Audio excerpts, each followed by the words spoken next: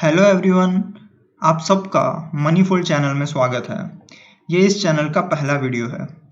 IDFC first bank, जहाँ तक मुझे पता है, इंडिया के काफ़ी रिटेल इन्वेस्टर के वॉच लिस्ट में या तो फिर पोर्टफोलियो में ये स्टॉक ज़रूर होगा।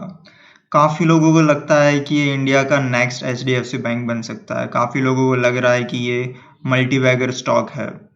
तो हमने सोचा क्यों ना इसी से शुरुआत की जाए।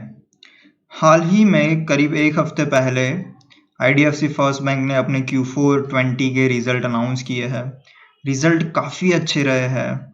जहाँ तक मुझे पता है, आप सब लोगों ने वो रिजल्ट अच्छे से पढ़ लिए होंगे, अच्छे से एनालिसिस कर लिया होगा। यूट्यूब पे काफ़ी अच्छे अच्छे चैनल्स हैं जिन्होंने ये रिजल्ट के एनालिसिस किए हैं। तो ये वीडियो ये उनके रिजल्ट के एनालिसिस के बारे में नहीं है। मैं अज्यूम करता हूँ कि आप लोगों को Q4 के रिजल्ट पता है। अगर नहीं पता तो ये वीडियो शायद आपके लिए इतना यूजफुल ना हो।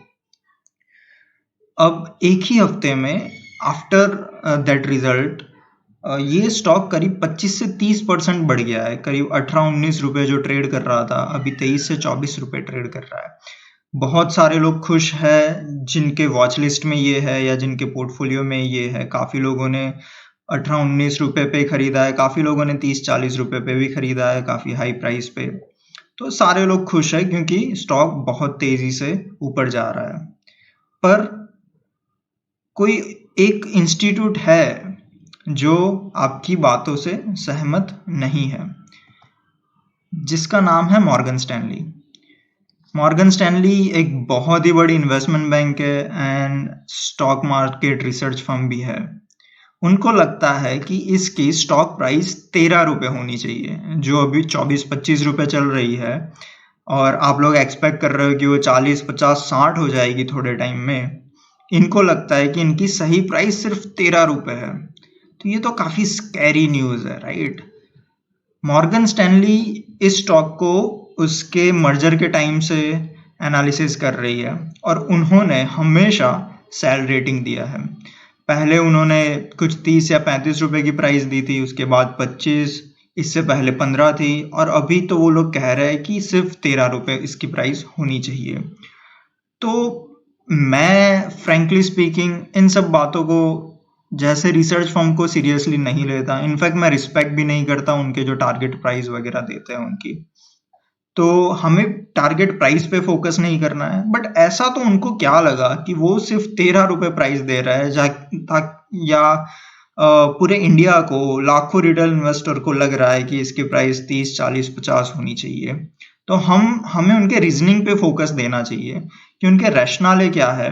और इसीलिए मैं सेल साइड रिसर्च रिपोर्ट पढ़ता हूँ और उनके रैशनाले जानना चाहता हूँ कि कहीं मैंने तो कुछ मिस नहीं कर दिया, कहीं मेरा तो कुछ कैलकुलेशन गलत नहीं है। बस उसी के लिए तो आइए हम देखते हैं कि एग्जैक्टली उनको ऐसा क्या लगा।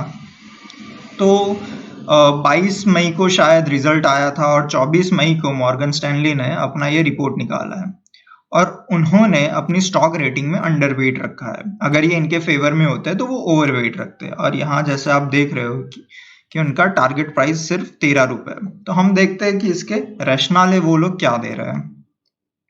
ये है अंडरवेट के थीसिस। उसके उन लोगों को लगता है कि ये 3 मेन रीजन है जिसकी वजह से उन्होंने इसको अंडरवेट रखा है और कुछ कैलकुलेशन करके वो 13 रुपए की प्राइस पे आए हैं। तो सबसे पहला रीजन जो उन्होंने दिया है वो है आईडीएफसी फर्स्ट बैंक की कॉर्पोरेट बुक।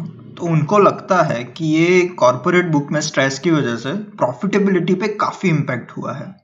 और जैसे अभी इंडिया का सिनारियो चल रहा है पिछले कुछ क्वार्टर से कि काफ़ी फर्म्स को डाउनग्रेड किया जा रहा है, तो उसकी वजह से, और जैसे अभी लॉकडाउन था तो उसकी वजह से बहुत सारे बिजनेसेस को इम्पैक्ट हुआ होगा। तो ये स्ट्रेस बुक बढ़ेगी और उसकी वजह से बेड लोन्स में बहुत ज़बरदस्त राइज होने वाला है। ये ऐसा उनको लगता है। जैसे अभी फिलहाल में उनकी स्ट्रेस बुक या वॉच लिस्ट जो कंपनी ने निकाला था वो 3200 करोड़ का था। उसमें से करीब करीब 1500-1600 करोड़ का प्रोविजन ले लिया है उन्होंने। तो ये एक अच्छी बात है। बट क्या ये सिर्फ 3200 करोड़ तक सीमित रहेगी स्ट्रेस बुक? क्या ये बढ़ सकती है? उसका एनालिसिस पे हमें फोकस देना है। सेकंड रीजन जो उन्होंने बताया वो है उनका अग्रेसिव रिटेल लोन का ग्रोथ। जब से ये मर्जर हुआ है, मिस्टर वैद्यनाथन का एक ही एम रहा है कि इसको कंप्लीट रिटेल बैंक बनाना है। ठीक है, अगले 5 साल में शायद वो 70-30 के रेशियो में रिटेल टू कॉर्पोरेट लोन्स ले आएंगे, और उसके बाद उनका मानना है कि वो 80-90% तक जा सकता है वो रेशियो। एनीवे, बात यह है कि उन्होंने जो लोन ग्रोथ किया है वो बहुत ही अग्रेसिव था। आपने देखा होगा कि पिछले हर एक क्वार्टर में जब से मर्जर हुआ है, करीब 4000 करोड़ की लोन्स ऐड की गई है क्वार्टर ऑन क्वार्टर। तो ये अब ये लोग जो लोन दे रहा है वो बहुत ही इट्स नॉट रिस्कलेस। उनके जो कस्टमर है वो 15 से 16% के इंटरेस्ट पे लोन लेते हैं, रिटेल लोन्स लेते हैं। अब 15 से 16% अगर कस्टमर पे कर रहा है तो वो कस्टमर रिस्की होगा, जिसको बहुत ही इजीली लोन कहीं से मिल नहीं रही, इसीलिए वो यहाँ से लोन लेता है। ऑफ कोर्स वैद्यनाथन की ये स्ट्रेटेजी ही रही है पिछले 10 साल से, कैपिटल फर्स्ट के टाइम से, तो उन्हें पता है वो किसको लोन दे रहा है, कितना रिस्कीनेस वगैरह है। बट यहाँ पर उन्होंने कभी कोरोना जैसे सिचुएशन को एक्सपेक्ट नहीं किया होगा। ये एक ब्लैक स्वान इवेंट हो गई, तो बहुत सारे बिजनेस इसको इम्पैक्ट तो हुआ ही है। उसमें से ये लोन्स थोड़े और रिस्की है, उसमें से ये बिजनेस, ये अनसर्टेनिटी का एनवायरनमेंट है। पता नहीं ये सिनारियो कब ठीक होगा, कैसे ठीक होगा और कितने टाइम में ठीक होगा। तो ये सबको अगर ध्यान में रखे तो ये पॉइंट से मैं भी एग्री करता हूँ कि रिटेल लोन का उनका बहुत ही एग्रेसिव जो ग्रोथ रहा है, उसकी इम्पैक्ट आने वाले कुछ क्वार्टर में कैसे रहने वाली है। क्या डिफॉल्ट बढ़ेंगे, या तो फिर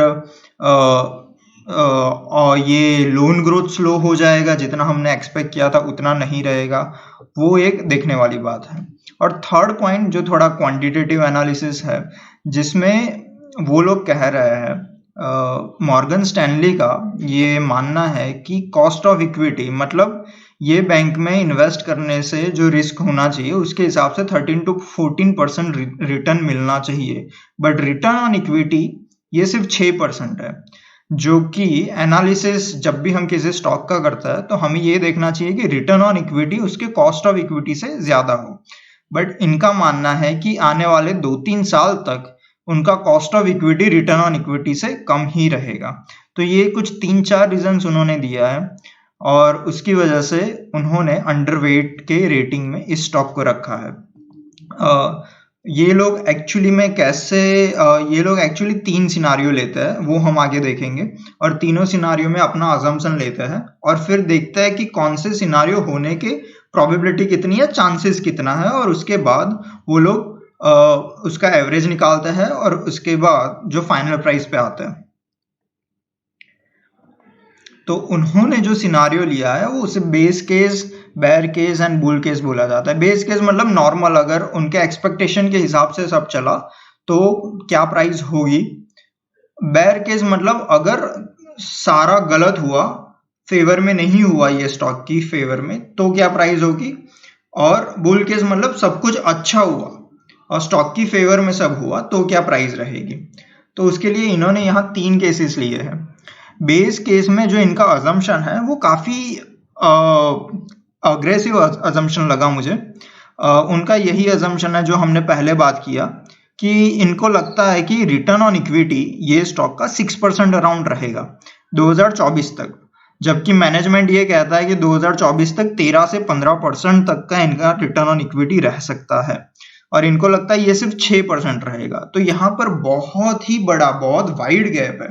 इससे प्रॉफिटेबिलिटी पे इंपैक्ट होती है, इससे बुक वैल्यू के कैलकुलेशन में इंपैक्ट होता है, और फाइनली जो हम वैल्यूएशन देते हैं उस पर इंपैक्ट होता है। जैसे कि यहाँ पर उन्होंने बेस केस में वैल्यूएशन दिया है 0.4 टाइम्स का ही, ठीक है।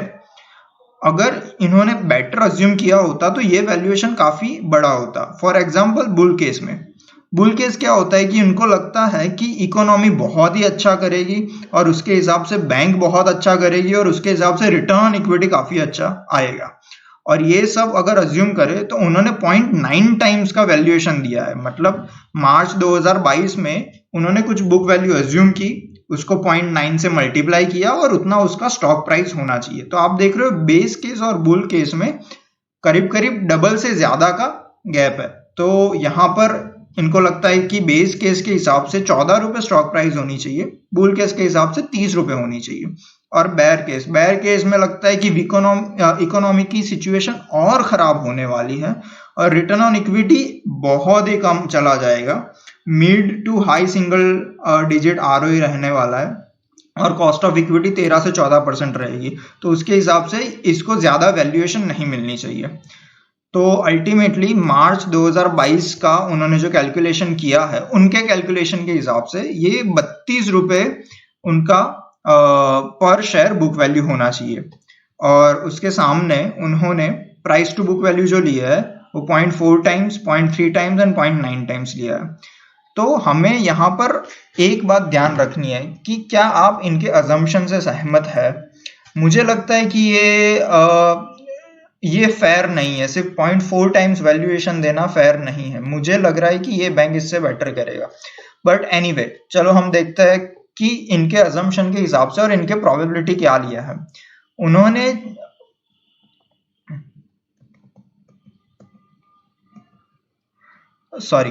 तो उनके हिसाब से जो प्रोबेबिलिटी यहाँ वेट उन्होंने दिया है वो बेस केस होने के चांसेस उनको लगता है कि 55% है।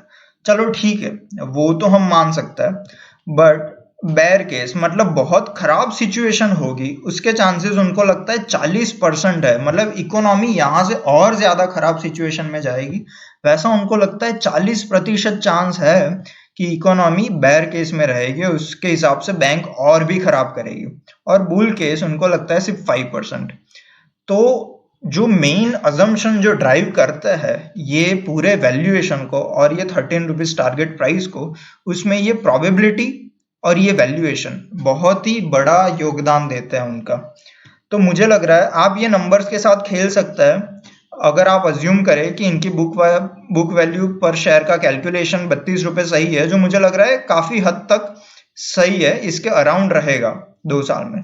बट मुझे लग रहा है कि उनके बाकी अजम्पशन जो हम अपने हिसाब से चेंज कर सकते हैं, मुझे और मेनली लगता है कि प्राइसिंग इससे काफी बेटर मिल सकता है। तो अगर हम देखें इन्होंने 0.3, 0.4 और 0.9 लिया है, आप अपने हिसाब से चेंज करके देखें और प्रोबेबिलिटी भी चेंज करके देखें। क्या आपको लगता है कि बेयर केस होने के चांसेस मतलब इकोनॉमी खराब जाने के चांसेस ज्यादा है और या बेटर होने के चांसेस ज्यादा है बुल केस में।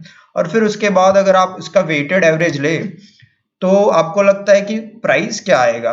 इनके कैलकुलेशन के हिसाब से ये प्राइस 13 रुपए होना चाहिए। आगे देखते हैं, ये तो 13 रुपए तो इनका कैलकुलेशन है। अब ठीक है, इन्होंने तो ये कैलकुलेट कर लिया। अब मैं ये बताना चाहता हूं कि मुझे क्या लगता है और आप लोगों को क्या करना चाहिए। तो देखते हैं उसके बारे में।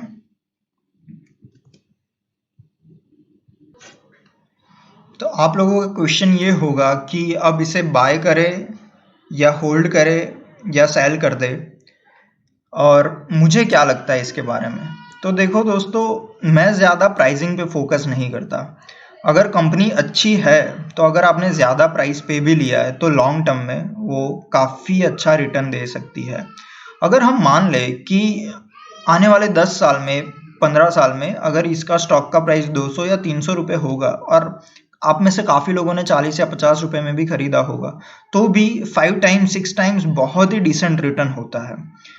तो उस पे हम बात नहीं करते, बात इस पे करते हैं कि क्या आपको लगता है कि इसका प्राइस 200 या 300 रुपए हो सकता है। क्या आपको लगता है कि लॉन्ग रन का बैंक है। मुझे ये जरूर लगता है कि ये बैंक लॉन्ग रन का है, और इसका एक ही रीजन है, वी वैद्यनाथन सर। आपने उनके तारीफ के बारे में या काफी पढ़ा होगा कि उन्होंने आईसीआईसी बैंक में जबरदस्त किया था रिटेल का ग्रोथ, उन्होंने कैपिटल फर्स्ट में भी किया था, but those all are numbers. तो मुझे इससे पहले ये बैंक के मर्जर से पहले उनका नाम भी नहीं पता था, बट मर्जर के बाद मैं उनको बहुत ही क्लोजली ट्रैक कर रहा हूँ और उनका जो एग्रेशन है वो मुझे बहुत अच्छा लगा है। यहाँ एक बात बता दूं कि मैंने भी इसमें इन्वेस्ट किया हुआ है और मेरी प्राइस करंट प्राइस से ज्यादा है, 40 रुपए नहीं है बट करंट प्राइस से काफी ज्यादा है। तो और मैं खुश हूं उनके सारे स्टेप्स जो उन्होंने लिए हैं दिसंबर 18 के बाद।